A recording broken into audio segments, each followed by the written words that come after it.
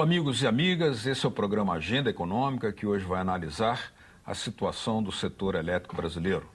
O nosso convidado é o Dr. Omar Abud, ele é consultor legislativo do Senado Federal, especialista em energia.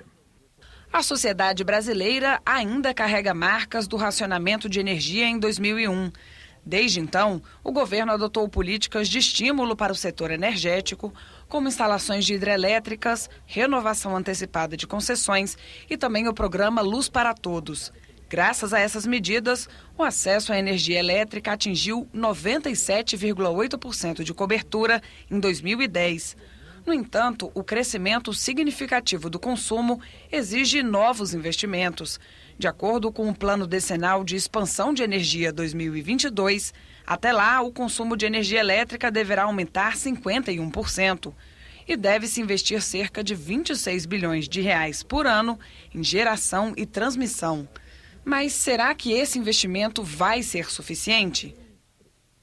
Doutor Omar, obrigado por ter aceito o nosso convite aqui. É um prazer. Você escreveu um livro interessante, juntamente com Raul Veloso e Paulo Springer, Energia Elétrica, Caminho do Estrangulamento. Vamos começar por aí, porque hoje nós temos uma situação muito interessante no Brasil. O acesso à energia elétrica é quase universal. É verdade. 97,8%. Né? Isso em 2010. Deve ter crescido um pouco mais. É um dado do IBGE. O programa Luz para Todos certamente incrementou essa estatística, né? E é um indicador muito bom. Porém, nesse livro, os autores, você e os seus colegas, apontam outros indicadores que não seriam tão bons. Quais são? Bem, eu acho que o principal, eu não diria nem indicador, eu diria política pública, né? Existe uma intervenção estatal excessiva no setor elétrico e isso tem provocado desequilíbrios importantes no setor. Desequilíbrios que ocorrem na própria condição do abastecimento e desequilíbrios que ocorrem na tarifa, que é um mecanismo também de regulação do setor. Tarifas excessivamente baixas conduzem a desequilíbrios. Por exemplo, estamos vivendo um momento de escassez, mas as tarifas estão baixas, quando elas deveriam estar elevadas exatamente para sinalizar ao consumidor que ele deveria economizar energia e não gastar desmesuradamente à vontade, como se não tivéssemos nenhum problema de abastecimento. Hoje, então, as tarifas seriam consideradas baixas, inclusive por uma comparação internacional, poderia-se dizer isso? Olha, eu nem me atreveria a falar em comparação internacional, mas eu diria, porque essa é uma questão mais complexa, mas eu diria que as nossas tarifas hoje estão artificialmente baixas.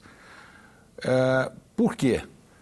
Porque no ano passado o governo subsidiou com alguma coisa entre 9 e 10 bilhões de reais as tarifas de energia elétrica, emprestou para o setor elétrico esse dinheiro. Este ano emprestou mais 4 bilhões e meio. Além disso, tomou-se um empréstimo, a Câmara de Comercialização de Energia Elétrica tomou um empréstimo de 11,2 bilhões de reais. Tudo isso para que não se aumentasse a tarifa. Então, essas contas terão que começar a ser pagas a partir de 2015, e aí as tarifas vão crescer bastante a partir de 2015. Por quê? Porque nós não estamos pagando essa tarifa hoje como deveríamos. O correto seria, em vez de tomar um empréstimo do governo subsidiar, o correto seria que nós tivéssemos uma elevação tarifária. E a legislação diz isso. A legislação tem esse mecanismo de que você deve aumentar a tarifa no momento em que o preço da energia, o preço da geração de energia subir. Agora, nós temos uma previsão de crescimento do consumo de energia, uma previsão feita pelo Plano Decenal de Expansão de Energia. Do governo. Isso vai até 2022, Isso. né? Então, uma estimativa aí de que o crescimento será da ordem de 51% nesse período agora de 2013 até 2022. Quais são os fatores que são considerados para que se possa fazer uma previsão de um crescimento tão significativo? Olha, eu imagino que esse trabalho é feito pela empresa de pesquisa energética, que é um órgão do Ministério de Minas e Energia e que tem naturalmente todo o histórico de evolução de oferta e demanda de energia elétrica no país. Tem também os dados econômicos, as projeções econômicas, porque é aquela história, o consumo de energia elétrica cresce com o crescimento da economia. Quanto mais a economia cresce, mais o consumo cresce, porque você tem mais produção, você tem mais consumo. Você tem hoje, por exemplo, a nova classe média que passou a comprar ar-condicionado, que passou a comprar televisão HD, isso tudo gera aumento de consumo de energia elétrica. Então eu presumo que esses dados estejam fundamentados nisso. Mas você tem uma estimativa média, geralmente aceita, de que no Brasil você precisa ter um crescimento anual, um acréscimo anual de oferta entre 3.500 e 5.000 megawatts por ano. Isso é muita coisa. Isso é bastante energia. É como uma nova hidrelétrica? Hidrelétrica grande. É como ano. uma hidrelétrica grande. A cada ano que você precisa agregar o sistema. Sim. Né? E para isso nós precisamos, evidentemente, ter os investimentos necessários. Agora, esses investimentos, para aí convergem todas as interrogações e as tensões e as polêmicas, porque o seu livro tem como título, ou carrega no título, A Caminho do Estrangulamento. Isso. E nós estamos aqui falando de criação de alternativas para aumentar a taxa de investimento. Quais são as possíveis alternativas para isso, aumentar a taxa de investimento do setor elétrico? Olha, isso na verdade, eu acho que a primeira grande coisa é que se respeite o mercado. Quer dizer, o mercado, o realismo de mercado precisa funcionar plenamente para o setor elétrico. O que nós queremos dizer com isso? A questão toda se resume, no final, lá na ponta, em tarifa. Tarifa é a medição, é o lugar para onde tudo converge no setor elétrico. Muito bem, a tarifa ela não pode ser barata demais e ela não pode ser cara demais. Se ela for cara demais, ela vai ficar, para a população, ruim, a conta vai ficar elevada, para a indústria não vai ser competitiva internacionalmente.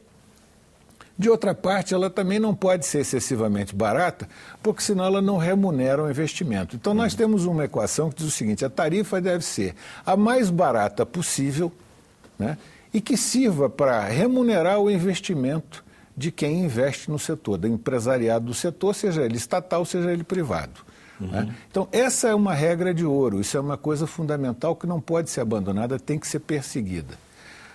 Outras coisas importantes, a estabilidade de regras. É preciso que as regras sejam estáveis, o governo não pode chegar e mudar as regras do setor de uma hora para outra sem conversar com os agentes do setor, os agentes econômicos do setor.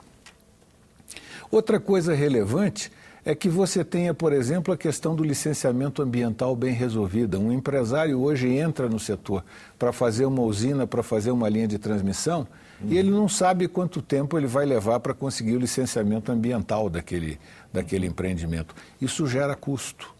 Isso tem custo, isso vai para a conta. Então nós precisamos criar um ambiente de estímulo, porque o governo não terá dinheiro para fazer os investimentos necessários. Uma hidrelétrica hoje, não muito grande, custa algo como 5, 6 bilhões de reais. É muito dinheiro, o governo não terá o dinheiro para fazer isso sozinho. E ele precisa criar um ambiente de estímulo para que o empresário privado venha investir num investimento que requer muito dinheiro, e que o retorno desse investimento se dá ao longo de 30 anos. Portanto, é um empreendimento de longo prazo, portanto, com bastante risco para o empresário. Se ele não tiver segurança das regras, ele não virá investir. Digamos que o Brasil vinha, na década anterior, durante o governo Fernando Henrique, seguindo uma orientação que privilegiava a participação maior do mercado no setor elétrico. Isso. A partir da eleição do presidente Lula, podemos afirmar, não que tenha havido um cavalo de pau, mas houve uma guinada diferenciada, onde voltou-se a privilegiar a participação do Estado, ou seja, mais Estado no setor. Isso se pode notar através do retorno ativo das estatais federais nos leilões. Sem dúvida. Né? Tanto de empreendimentos de geração e transmissão e, de certa maneira, alguns apontam um certo enfraquecimento das agências reguladoras. O que é essa alteração de rota, digamos assim, ainda que não tenha sido tão brusca, não é uma simples estatização, como foi Sim. lá na era Vargas, que era uma definição, um modelo de país? Sim. O que essa alteração pode significar para o setor? Olha, essa alteração, ela não é feliz, na minha opinião. E na opinião dos outros dois autores com quem eu compartilho esse livro, porque você quebra o funcionamento da regra de mercado. Quando o governo intervém demais, e aí o governo brasileiro tem uma condição excepcional de intervenção no setor elétrico, porque ele é dono de uma empresa, a Eletrobras, que é dona de metade da geração e metade da transmissão de energia elétrica do país. Ou seja, o setor ainda é fortemente marcado pela presença estatal. Sim, ele tem um poder de mercado muito grande. Então, ele tem uma capacidade de influenciar o setor muito forte, muito forte. E tem uma capacidade de induzir as empresas estatais a fazer determinadas ações que não são convenientes para o setor, porque, por exemplo, um leilão de uma grande usina com o Belo Monte. Uhum. O governo chega e diz para uma estatal assim, não, vamos entrar com um valor bem baixo no leilão, tá certo? E ela, estatal, entra. Por quê? Porque ela tem condição de fazer isso, porque ela tem atrás dela o governo. Uhum. Com isso, ela elimina a concorrência privada, ela elimina o privado da disputa. Aí a gente vai dizer assim, mas a tarifa barata não é boa? Ela é.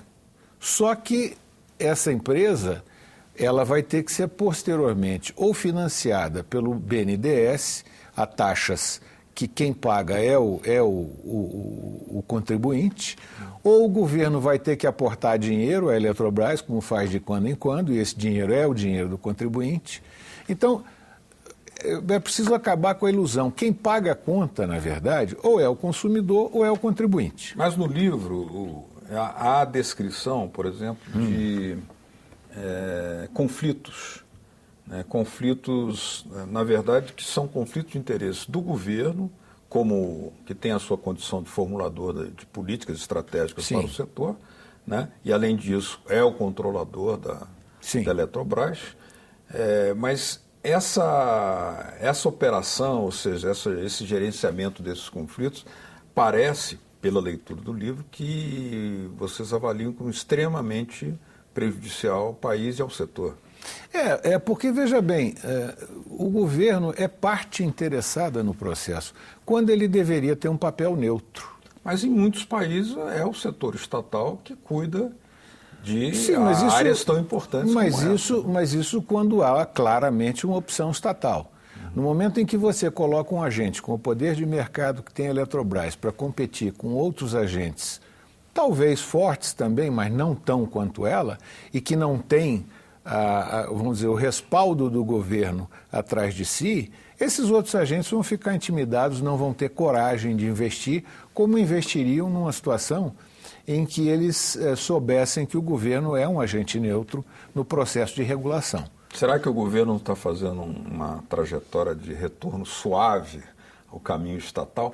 Mas isso vai responder no segundo bloco. Nós precisamos fazer aqui uma pequena pausa na agenda econômica que hoje está analisando a situação do setor elétrico brasileiro. Nosso convidado é o Dr. Omar Abud, que é consultor legislativo do Senado Federal e autor desse livro aqui, Energia Elétrica, Caminho do Estrangulamento. Voltamos já já.